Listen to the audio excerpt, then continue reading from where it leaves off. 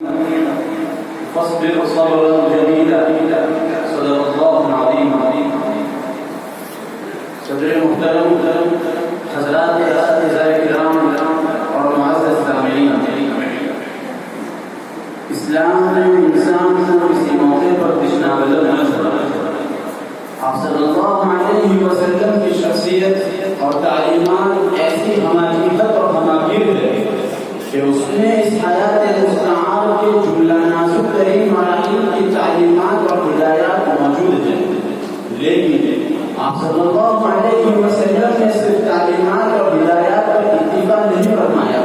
بلکہ اس ہونے کے ناطے اس زندگی پر عمل پیرا ہو کر بدلایا تاکہ امت کے لیے عملی نمونہ سامنے آئے. انہی مراحل میں سے پرپیش بتایا مسائل و احکام کے گرداب میں پھنسنے کے باوجود صبر و استقامت، عزیمت و استقلال کے جبال راسیات کرنے کا ہے. چنانچہ جتنے مسلمین دین کی فلاح و بہبود کا نقشہ لے کر اٹھے،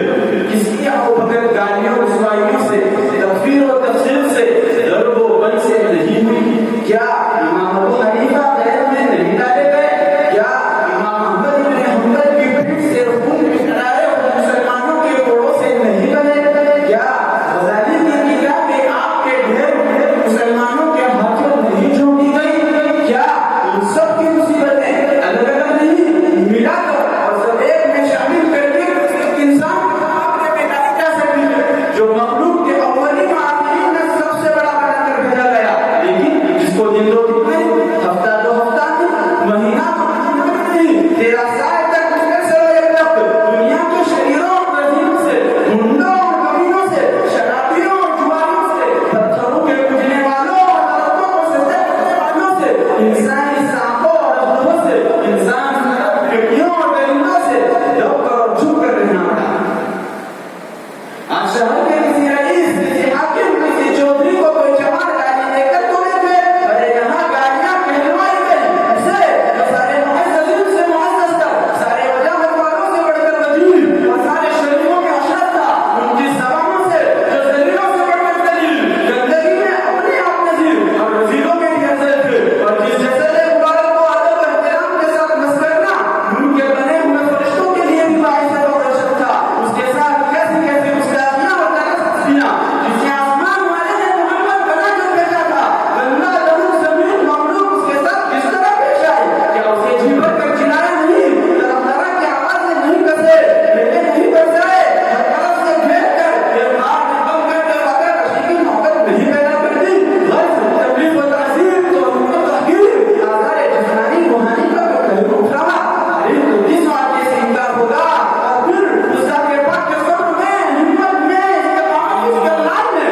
کسی وقت، کسی لمحہ، کسی عام کوئی فرق پڑ نہیں پایا ہے؟ ارے آپ اپنی تکلیف جھلتے پھرتے ہیں، کوئی ہے اس بڑے پہاڑ کے سامنے اپنے رب کے گھرونے کو لائے اور پھر اس کے مثال کو سامنے رکھ کے ارشاد ہو کہ کس نے دل کے رب میں کیا کیا ہے، کیا پھینکا ہے، کیا لٹایا ہے، کیا اٹھایا ہے.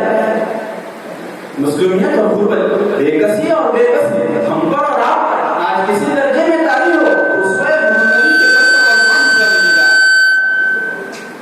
حضرات یتیمی کے داغ سے بڑھ کر اور کون داغ ہو سکتا ہے؟ اس سب سے بڑھ کر بے کسی اور بچاتی کا اور کون سا ہوتا ہے؟ آپ ساری دنیا کے بے بس بیچارے یتیموں یتیموں کو خوشخبری ہو کہ جس کے ساتھ ہی دنیا کے یتیموں کے سر پر ہاتھ رکھا، لوگوں کی بھی دنیا میں یتیم ہو گیا اور یتیمی بھی کس قسم کی رکھے 10 سال پر نہیں، 5 سال